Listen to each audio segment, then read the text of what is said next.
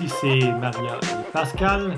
Et on est dans le premier épisode de la saison 1, n'est-ce pas? Ouais. De Le Choix V podcast. Donc, si tu veux, explique-nous donc, premièrement, pourquoi on a décidé de faire ça comme ça. Et en fait, comme ceux qui nous suivent déjà, vous avez remarqué qu'on a fait quelques épisodes, puis on a arrêté. C'est difficile, assez difficile d'être constant avec les podcasts. Puis on a décidé plutôt de travailler ça dans un ensemble, puis ensuite publier au fur et à mesure. Donc on va le faire par un système de saison. C'est ça notre idée. Donc là, ici, on fait la première saison. Et aujourd'hui, on va parler d'un sondage qui a mal tourné. Et exact. alors, le 1er avril, tu as fait un post sur les groupes Facebook Montréal, Vegan Montréal, Montréal Vegan, n'est-ce pas? Ouais, VMNV, ouais. Oui. Alors, raconte-moi, qu'est-ce que tu as voulu demander? Ben, l'idée de base, c'était parce qu'on parlait avec d'autres activistes là, que je connais, là, qui font des vigiles, des protestations contre la fourrure, des affaires genre des cubes, des Anonymous for the Voiceless, des disruptions de type DXC, des marches dans les rues, bon, ce genre de trucs-là, tu sais. Puis on se disait, ce serait le fun qu'il y ait plus de monde parce que c'est pas mal tout le temps, ben ça change un peu quand même, là, mais c'est pas mal toujours le même groupe de monde, en gros. Puis on manque de monde. Ouais. Combien de personnes à peu près qu'on voit? Ben, ici, autour de Montréal, c'est grosso modo 50 à 100, peut-être une centaine. Peut-être une centaine, qui sont des réguliers. Après ça, il y en a qui viennent juste une fois par 2 mois, etc. Mais je considère ça quand même un peu régulier. Là, et donc, tu en as peut-être une centaine de vraiment réguliers, on va dire une cinquantaine beaucoup plus réguliers. Et ça pose des problèmes de rareté, parce que là, si tu veux faire des interventions plus souvent, ben... tu manques de monde. Oui, pour faire monter le sujet dans la société, ça prend bien du monde. Oui, en même temps, ça met beaucoup de poids sur ceux qui vont souvent. S'ils veulent faire des événements avec une certaine fréquence, s'ils vont à tous, limite, c'est juste ça ta vie. Exactement. Puis il y a ce sentiment d'urgence c'est ça. d'agir. C'est ça. Donc, ça serait le fun de sentir qu'on porte le poids, je ne sais pas comment dire, là, en gang, comme en plus gros groupe. T'sais. Et donc, pour revenir à ta question, je voulais juste savoir qu'est-ce qui empêchait les gens de faire de l'activisme de ce genre-là. Qu'est-ce que tu as dit exactement dans ta question? Parce que avant qu'on continue, je veux dire que c'est pour ça que ça a mal tourné dans les titres. Parce que ce sondage, la question était très simple et pourtant, il y a eu plus de 300 commentaires et plusieurs disputes, on dirait un peu. Donc, qu'est-ce que c'était? Comment tu as mis ta question? Bon, alors la question, ben, entre autres, je pense que c'est peut-être pour ça que ça a été mal reçu, là, parce que j'aurais dû dire qu'est-ce qui vous empêche de participer à des choses comme, puis là, les lister carrément, là, genre des vigiles, etc. Donc, tu as utilisé le mot activisme. J'ai juste dit, nous sommes 15 000 sur cette page à peu près, là, en gros. Et il y a toujours à peu près le même groupe de 100, ben là, j'ai dit 200 dans l'ensemble du Québec, parce que je connais très bien ce qui se passe, ben, pas très bien, mais je suis à l'affût un peu là, de ce qui se passe ailleurs au Québec. Et je sais de façon assez certaine que l'activisme de ce type-là, alors je dis pas d'autres formes, en tout cas, on parlera de ça plus tard, mais de ce type-là manque de monde cruellement ailleurs, même à Montréal, mais encore plus ailleurs. Et donc, je voulais savoir, tu sais, et donc ce que j'ai demandé, c'est nous sommes 15 000, pourtant on est juste à peu près 200 dans tout le Québec qui font de l'activisme régulièrement, puis en gros, ça manque, ce monde-là, tu sais. Et là, la question, c'était qu'est-ce qui vous freine de faire de l'activisme? Je voulais savoir les raisons pour voir si on peut faire quelque chose. Et donc, tu as créé un sondage, J'ai créé un sondage. Donc, là, j'ai mis des choix.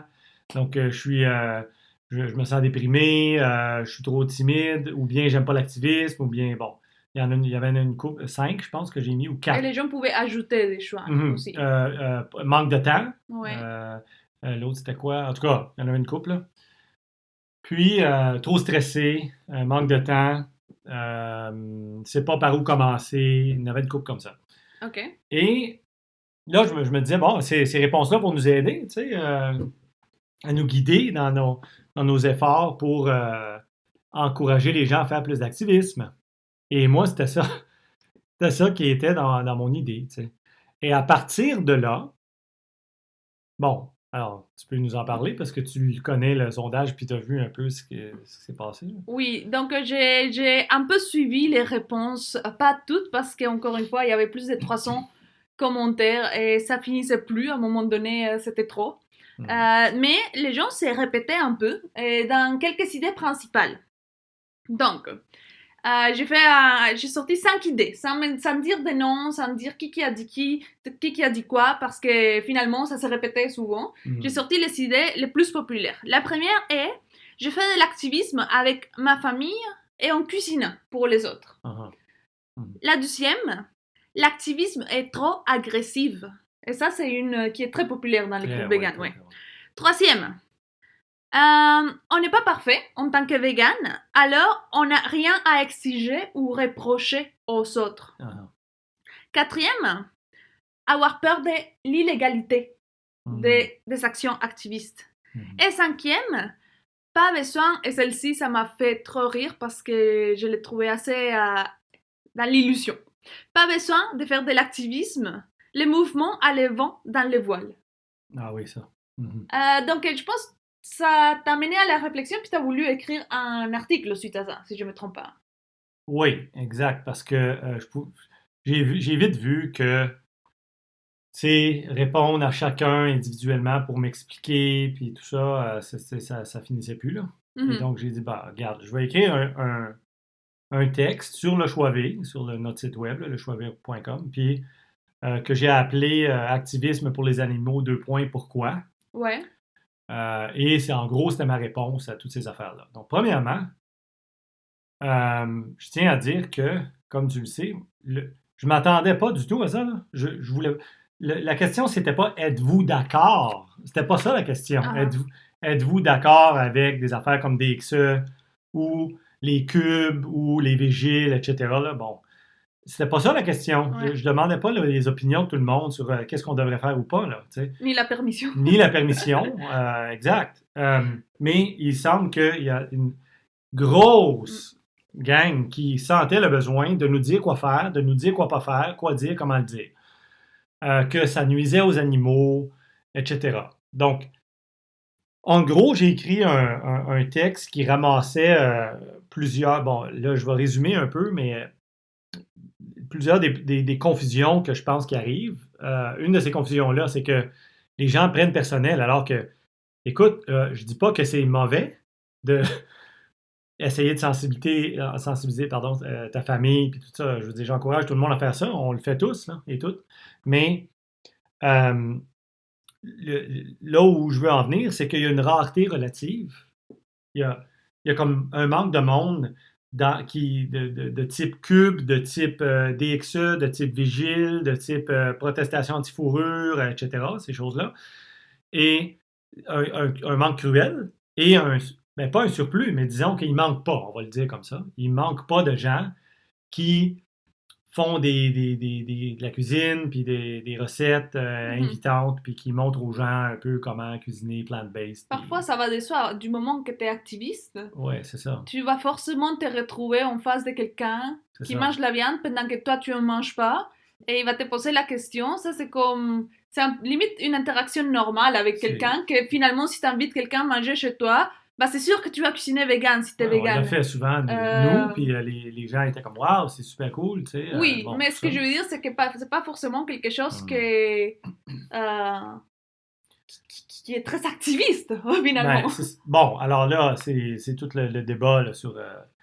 Qu'est-ce qui est l'activisme? Bon, on va en parler tout à l'heure. Qu'est-ce qui est l'activisme? Mais en gros, l'idée, c'est qu'il manque de gens dans l'activisme plus direct, on va dire. Ce que j'ai constaté, même si je ne voulais pas du tout parler de ce sujet-là, mais j'ai constaté qu'il y a beaucoup de gens qui mélangent psychologie individuelle. Comme c'est sûr que si toi, tu n'es pas vegan, on va dire, et donc, autrement dit, tu es en gros en faveur de l'exploitation animale, finalement, parce que si tu n'es pas vegan, c'est un peu ça. Et que je te gueule après, tu es assis à côté de moi, là. T'sais. puis je t'insulte, puis je te gueule après, puis tout, tu sais, puis on est juste nous deux, puis il n'y a rien de filmé, c'est sûr que c'est peu probable que je vais te convaincre, en tout cas sur le champ, juste là. Ça, c'est clair. Et donc, c'est ça que les gens ont en tête quand ils font ces critiques-là. Ils disent, tu vas pas comment dire, rendre le véganisme, on va dire, invitant. C'est un peu ça l'idée que les gens ont en tête. Comme il faut rendre le véganisme invitant. Autrement dit, il faut rendre de ne pas abuser des animaux comme le fun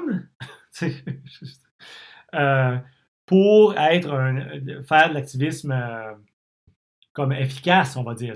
Autrement dit, le raisonnement, c'est ce que tu fais, c'est je comprends que tu es frustré, etc., à cause de ce qui est fait aux animaux, mais c'est pas pragmatique, ça aide pas les animaux, ça aide pas la cause. Oui, et sur ça, j'ajouterais en fait que les gens confondent beaucoup. Moi-même, j'ai étudié en affaires, beaucoup de cours de marketing. Et moi, ce que je vois dans le monde actuellement, c'est que être plaire et être invitant, c'est devenu un peu comme maladif pour les gens. Même dans les interactions de social media, ou pas les interactions, mais plutôt juste par exemple, l'idée d'un filtre. Il faut que tu sois toujours dans une position d'être beau, de plaire, de ce que c'est attirant aux yeux. Tout est les visuels, les messages, il faut que ça soit d'une certaine façon. Et c'est très marketing, c'est une vision très marketing de la vie. Dans les cours de marketing, il y avait même des cours. Comment tu dois répondre à une personne qui se plaint d'un produit? Tout est planifié, tout est bien dit, tout est les mots exacts. Mais quand on parle de l'injustice et quand on parle de mouvement social, ce n'est plus un cours de marketing. Et je pense que les gens n'arrivent pas à faire la différence, qu'on n'est pas en train de vendre un produit, en fait. Exactement. Et c'est toi qui le dis souvent à propos des femmes, tu peux le dire, parce que oui. c'est toi qui m'as fait cette réflexion-là, c'est très pertinent. Oui, justement, je pense qu'on en a parlé un peu, ou je sais pas, je n'ai parlé au moins dans mon article « Comment être une végane que tout le monde aime ». Justement, je faisais un parallèle très bon avec le mouvement des droits des femmes et les droits des femmes en général. Il ne faut pas qu'une femme se rende invitante, il ne faut pas qu'une femme se rende belle, souriante, agréable à la vue ou à l'oreille pour être respectée. Elle est respectée, elle a les droits parce que c'est un être humain. Pas parce qu'elle est agréable. Tu peux être complètement, tu peux être une grande gueule désagréable. Tu mérites pas, par exemple, de te faire tuer ou de ne pas avoir accès au vote. Exact. Donc, ça, c'est un mouvement social. Et c'est la différence entre les ventes puis la justice.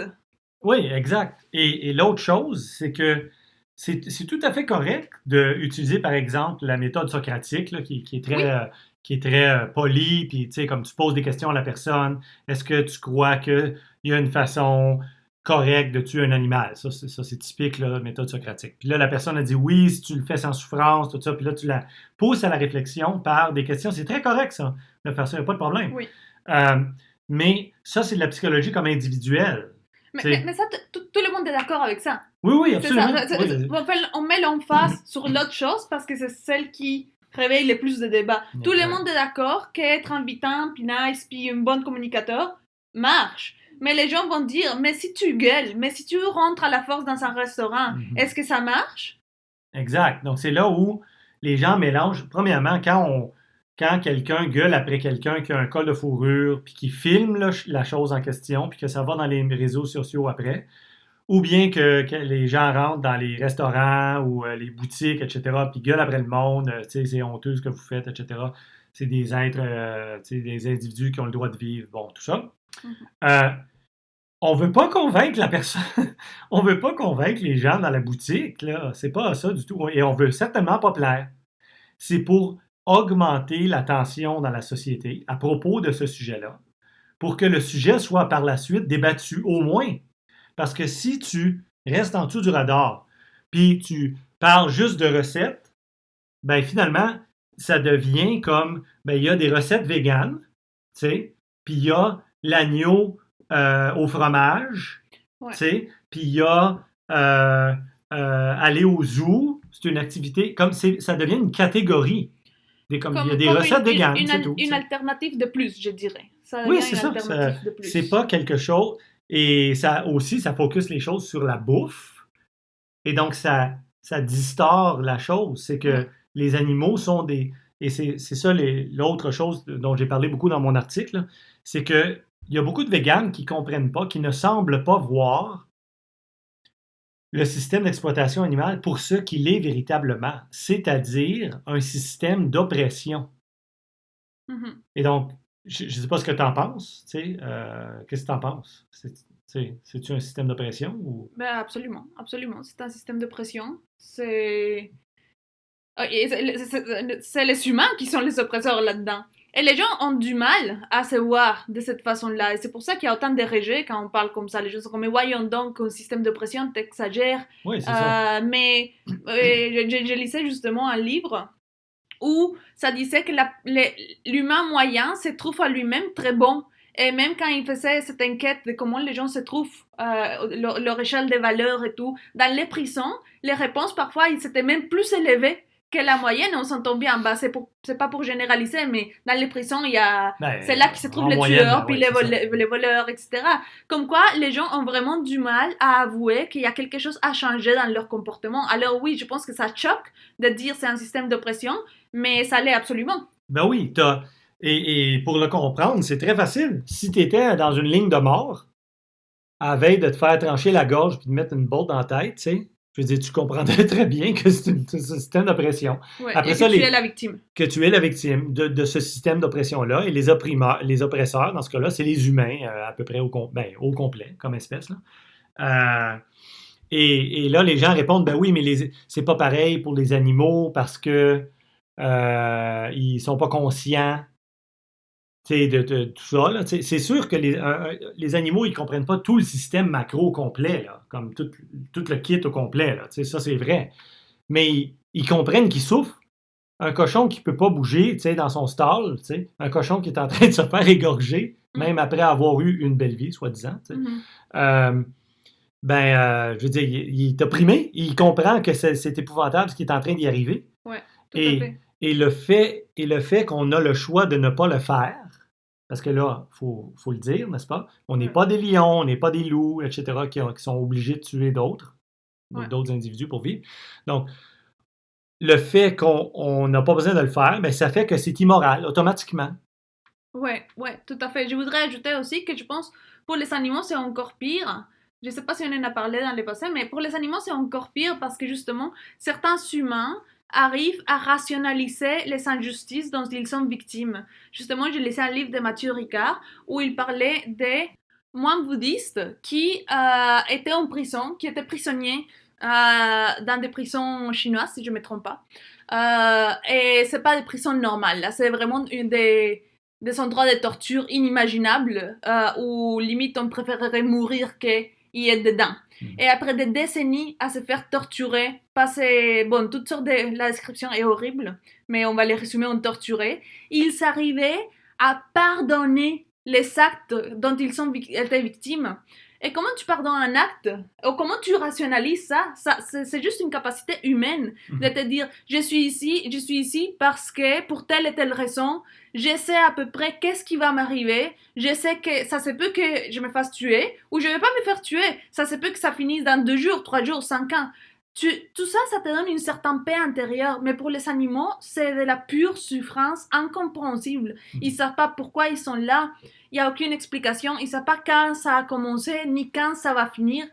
Et il n'y a aucun espoir. Il y a juste de la souffrance pure, en fait. Exact. Et d'ailleurs, ça, il y a beaucoup d'études là-dessus qui suggèrent que les animaux souffrent potentiellement plus que les humains. En fait, ce serait un peu comme les enfants. Ouais. Les jeunes enfants. Parce qu'ils sont confus. Ils sont confus. Ils ne comprennent pas trop ce qui leur arrive, puis ça crée de la confusion. Et ils sont dans des situations hyper terrorisantes, là, on peut dire, là, stressantes, et des conditions de vie, l'immense majorité du temps, qui n'ont pas d'allure. Même si les conditions de vie sont bonnes, le fait d'enlever la vie est un acte d'une violence extrême. Donc, bref, ça, c'est l'autre point que j'ai essayé de faire dans mon article de réponse, on va dire, c'est que je pense qu'il y a des véganes qui ont besoin de beaucoup plus regarder des vidéos dures à voir. Parce qu'on dirait par leurs propos là, qu'ils ne comprennent pas l'ampleur et l'intensité de la violence qui est dirigée envers les animaux. Ouais. Et l'urgence, en fait. Et l'urgence d'agir, parce que ça fait continuer puis augmenter. Hein, les gens qui pensent, parce qu'il y a des Beyond Burger, puis je ne sais trop quoi d'autre, puis des restaurants véganes qui ouvrent, là, ils pensent que le véganisme, en guillemets, a le vent dans les voiles. Le nombre de victimes n'arrête pas d'augmenter, mais de façon astronomique, il augmente même plus que la population. C'est incroyable. Fait que le nombre de victimes par personne augmente même. Wow. Puis toutes les tueries augmentent aussi. Là. Je veux dire, on tue plus de cochons, plus de vaches, beaucoup plus de poulets, c'est celui qui a le plus augmenté, et ainsi de suite. Et donc, évidemment, là, je parle plus juste de bouffe. Et encore une fois, le problème, c'est beaucoup plus creux que ça.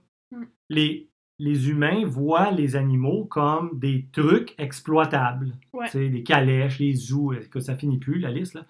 Et on dirait qu'il y a des véganes qui ne saisissent pas complètement que ça, c'est immoral. Ça a pas d'allure. C'est inacceptable. Il faut que ça cesse. Et n'est pas comparable à, par exemple, tuer une mouche ou un moustique qui t'a piqué, ou dans les commentaires, il y avait quelqu'un qui disait « Ah, j'ose pas faire des réflexions aux gens parce que finalement, je cause de la souffrance. Quand je mange des légumes, il y a des animaux qui sont... » Oui, ou les iPhones, ou les avocats qui viennent du Mexique. Ou les fast fashion, etc.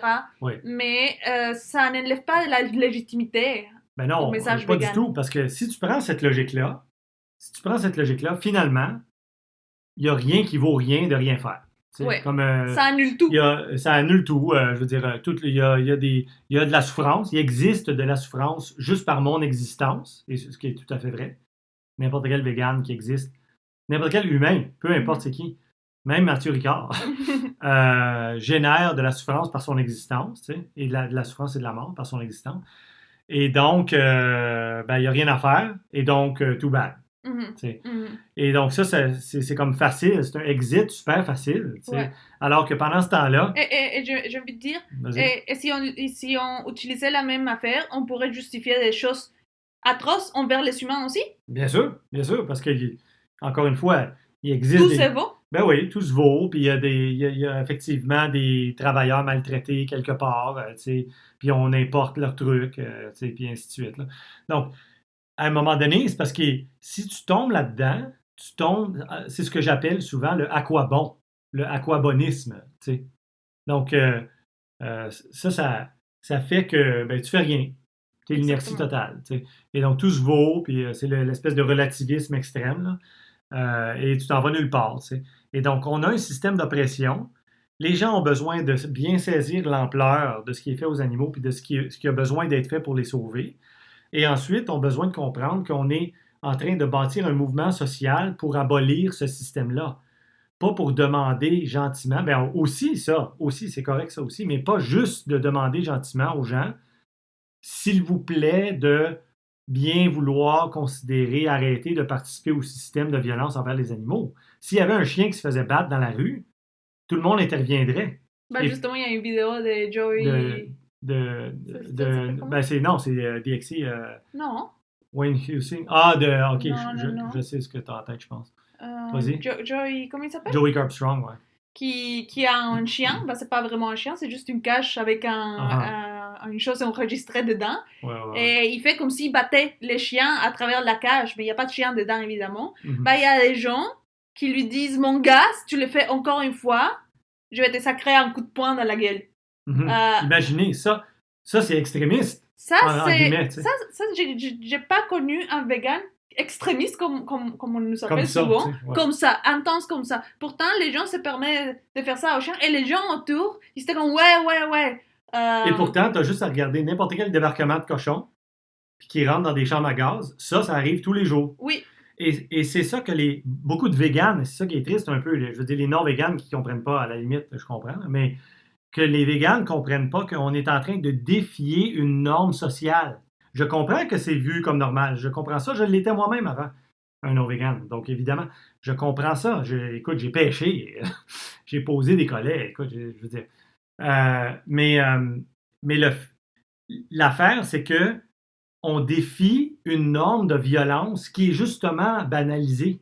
Et donc, pour la débanaliser, si on veut, il faut faire des coups d'éclat. Oui, et pas juste rester dans les alternatives comme « Oh, regarde, tu peux faire aussi un pâté chinois, mais sans viande. Ouais. Ça, c'est OK, je veux pas dire que c'est mal.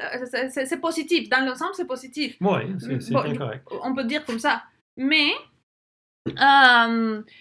qu'est-ce que ça fait vraiment au nom des animaux?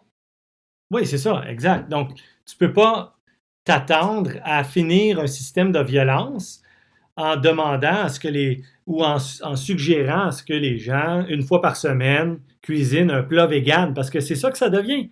Ça devient, j'ai mon plat végétalien, finalement, parce que c'est ça que c'est. Là. Mon plat végétalien, mon plat végétarien, tu sais, avec des œufs puis du fromage. Ouais, c'est ça. Puis mon plat classique que j'aime bien, que je mange 4 fois par semaine. Tu sais. Ou bien j'ai réduit ma consommation de viande, donc tout est correct. Ça défait absolument en rien le spécisme. Oui, exactement. Le fait que les gens voient ça comme étant tout à fait correct de diriger de la violence non nécessaire, ça c'est important, donc non nécessaire, évitable, envers les animaux. Donc, on essaie de défier une norme sociale. Et quand tu défies une norme sociale, tu la nommes, tu la pointes, elle a un nom, et tu fais des scandales avec quelque chose qui était jadis banal. Oui. Tu fais un gros scandale, tu sais, comme mettons, tu vois quelqu'un qui passe avec un col Canada Goose, on va dire, là, tu sais, un col de fourrure. Là. Ben, ça, c'est banal. Mm-hmm. C'est vrai que c'est banal, là, comme tout le monde a ça, tu sais, des pompons de fourrure, tout ça. Donc, les gens qui ont le courage de faire ça, il y en a là, à Montréal qui ont le courage de le faire, ben, ils vont prendre quelque chose de banal, cette chose-là, et ils vont faire tout un scandale. Oui, comme si c'était plus accepté. Déjà, oui. Ils prennent pour... Et c'est ça qui est intéressant. Oui. Et tu en parles dans ton article, d'ailleurs, comment être une végane que tout le monde aime. Que tout le monde aime, c'est ça, qui est excellent, excellent. Et donc, je pense qu'il y a beaucoup de confusion dans les cercles véganes de c'est quoi qui est visé vraiment par l'activisme. Tu sais, c'est quoi... Et là, ben, ça me mène justement à te demander... Pour toi, c'est quoi l'activisme? Parce qu'il y en a qui posaient cette question-là. Ben c'est comment tu définis l'activisme, Pascal, tu sais, finalement? Parce que, est-ce que, tu sais, je veux dire...